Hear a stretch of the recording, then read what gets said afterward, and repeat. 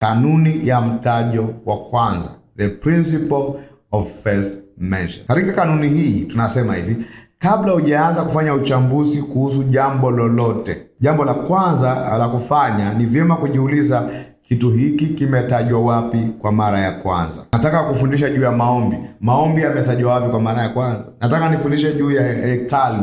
Hekalu imetajwa wapi kwa mara ya kwanza? Nataka nifundishe juu ya utoaji.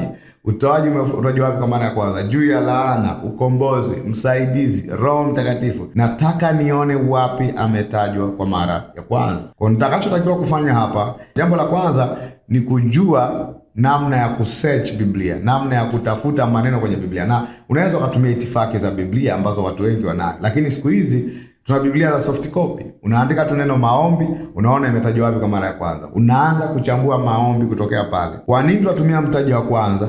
Kwa sababu tunaamini msemaji wa kwanza ndiye anaye influence, ndiye anayeshawishi, ndiye anayeathiri waandishi waliofuata kwenye Biblia.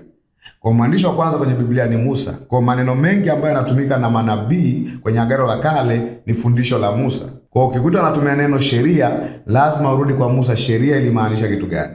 Ukikuta neno agano, lazima urudi Mwanzo, agano ilimaanisha nini? Ukikuta neno mbingu na nchi, lazima urudi Mwanzo 1, mbingu na nchi zitajwa zikimaanisha nini? Ukikuta neno msaidizi, usishie tu kwenye Yohana, nenda kule nyuma kwenye Mwanzo 2, msaidizi alimaanisha nini? Then kutokea pale unaangalia waandishi wengine walikuwa wanatumiaje maneno.